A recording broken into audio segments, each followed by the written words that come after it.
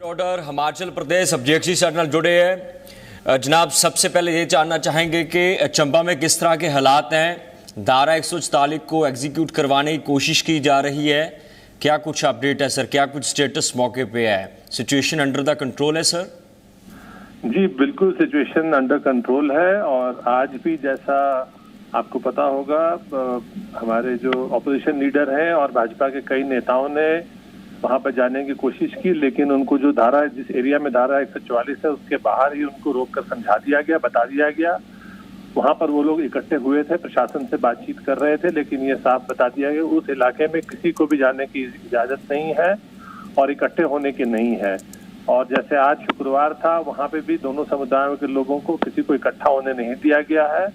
उत्तरी क्षेत्र के डीआईजी खुद वहां कैंप कर रहे हैं, मौके पर हैं, और लगभग 4-5 कंपनियां पुलिस की अतिरिक्त बल हमने भेजा हुआ है। स्थिति बिल्कुल नियंत्रण में है और शांतिपूर्ण में है।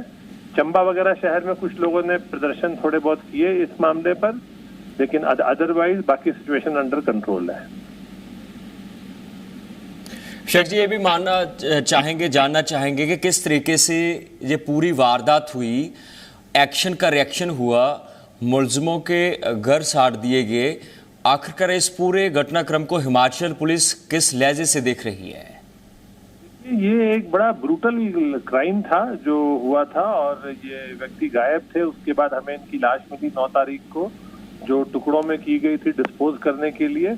उसके बाद पुलिस ने तुरंत कार्रवाई की, इसमें जितने लोग हैं सबको अरेस्ट कर लिया गया है काफी, और इमीडिएट सारी प्रोसेस पूरी कर ली गई।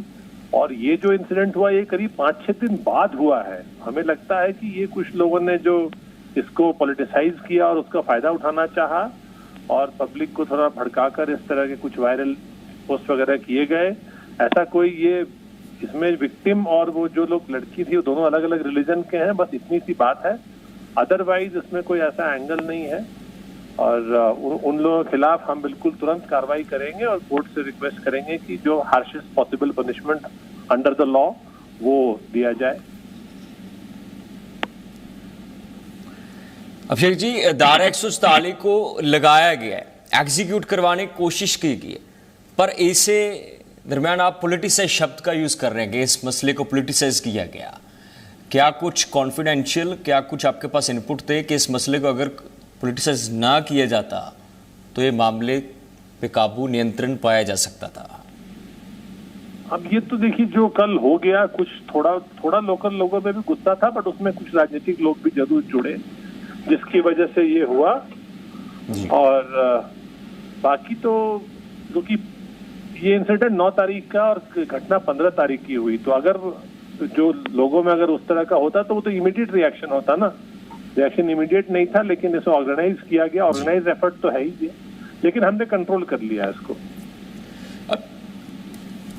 शेख जी, एक बहुत बड़ी बात आ रही है कि अब तक कितने लोगों की गिरफ्तारी हुई है। सबसे बड़ा बात यह है कि इस पूरे वाकयात को अंजाम देने वाले वो कौन लोग थे जिन्होंने इतनी बड़ी वारदात को ब्रूटली मर्डर किया, फिर पूरे इलाके में सनसनी फैली?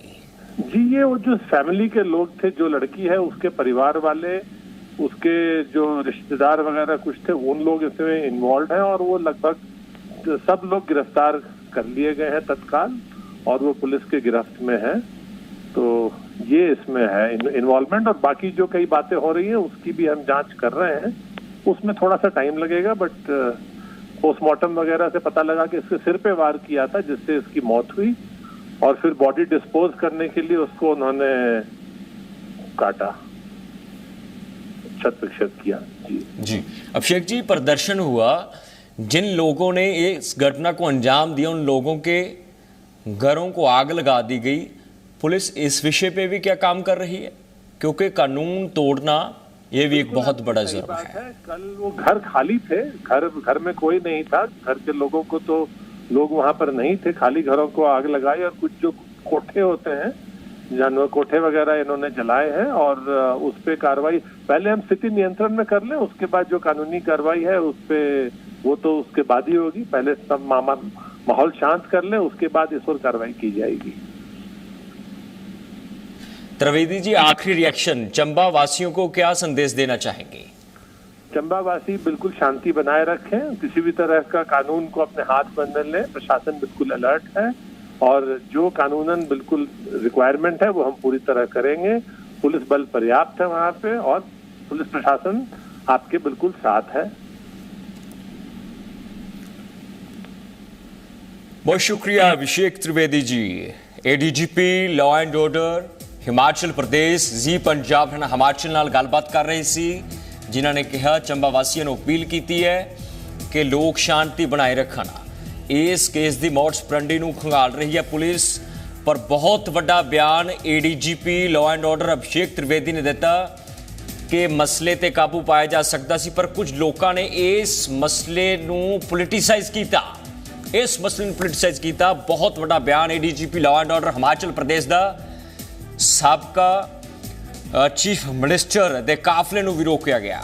समीक्षा राणा मेरे सहयोगी लगातार इस खबर से बने हुए ने। समीक्षा, बहुत बड़ा बयान है एडीजीपी लॉ एंड ऑर्डर का कि इस मसले नूं पोलिटिसाइज किया गया। किहड़े लोग ने जिहड़े पोलिटिसाइज कर रहे हैं? चंबा की शांति भंग करने की कोशिश आखिरकार किन्हां लोगों ने की? सुभाविक गल है कि ऑर्गेनाइज्ड मर्डर सी, ऑर्गेनाइज्ड क्राइम सी, पुलिस मुलजमां नूं फड़न दा काम कर रही सी, पर एडीजीपी लॉ एंड ऑर्डर का जी पंजाब हिमाचल ते सब तो बड़ा बयान है कि कुछ लोगों ने पोलिटिसाइज किया। कौन लोग सी हो? देखिए, बिल्कुल जिस तरह से इस घटना को अंजाम दिया गया है लगातार, क्योंकि 4 से 5 दिन पहले का ये मामला है, लेकिन इस मामले को तूल नहीं इस मामले ने पकड़ा था। और जैसे ही नेता प्रतिपक्ष ने प्रेस कॉन्फ्रेंस कर बड़े बड़े खुलासे जो हैं वो किए हैं, उन्होंने आतंकी गतिविधियों में जो मुख्य आरोपी है उसे लेकर उन्होंने बड़ी बात कही है कि जो मुख्य आरोपी है वो आतंकी गतिविधियों में शामिल है। और जो सतरुंडी एक कांड हुआ था चंबा में, डिस्ट्रिक्ट चंबा में, जो सलूनी का एरिया है, वहीं पर 1998 में ये मामला हुआ था और उस समय 33 लोगों से की जान जो है वो चली गई थी और अधिकतर हिंदू उसमें शामिल थे। तो ऐसे में उस मामले से भी कहा यह गया है कि उस मामले से भी इस जो मुख्य आरोपी है उसे जोड़कर देखा गया है। लेकिन मामले को तब तूल पकड़ा जब ये भी कहा गया कि जो मुख्य आरोपी है उसकी गिरफ्तारी हुई है, नहीं हुई है, अरेस्ट हुआ है, नहीं हुआ है, इसकी अभी तक पूरी तरह से जांच नहीं हो पाई है। इसे लेकर अभी बड़ा संशय जो है देखिए बना हुआ है, क्योंकि पुलिस की ओर से भी क्लैरिफाई नहीं किया जा रहा है जिन्हें पकड़ा है वो कौन लोग हैं। क्या मुख्य आरोपी जिस पर बीजेपी ने बड़े सवाल किए हैं वो पकड़ा गया है, नहीं पकड़ा गया है? तो इस मामले को लेकर अभी तक देखिए संशय पूरी तरह से बना हुआ है। जो बीजेपी ने जिस तरह से सवाल किए हैं कि ये जो मुख्य आरोपी है उसे लेकर उन्होंने ये कहा है कि जब उसको छानबीन की गई तो 2 से 3 करोड़ के आसपास में उसके अकाउंट में पैसा जो है वो मिला है। तो इतना पैसा रखना किसी के लिए भी वाजिब जो है वो नहीं है। और अगर देखें तो जो अवैध वन कटान है उसे लेकर भी इस आरोपी को लेकर सवाल खड़े किए गए हैं। अब ये देखना होगा कि जांच किस तरह की है, क्योंकि गोपनीय पूरे मामले को रखा जा रहा है। प्रशासन की ओर से क्लेरिफाई अभी तक नहीं किया जा रहा है कि आरोपी कौन है, क्या स्थिति है और क्या उनका बैकग्राउंड रहा है। और हालांकि ये जरूर कहा जा रहा है कि लगातार स्थिति को नियंत्रण में रख रहे हैं और आगे की जो जांच है उसे भी किया जा रहा है। जी समीक्षा, सब तो बड़ा सवाल यह है कि देखो जिन्होंने लोगों ने वड्डी वारदात नूं अंजाम दिता, पुलिस उन्होंने गिरफ्तार कर रही है, डिटेन कर रही है, तफ्तीश कर रही है। तो जिन्होंने लोगों ने कानून अपने हाथ में लिया उन्होंने ते पुलिस किस तरीके नाल कार्रवाई कर रही है? जिन्होंने घरों नूं अग्गां लगा दित्तियां, धारा 144 60 दिनों वास्ते हिमाचल पुलिस नूं लागू करनी पई।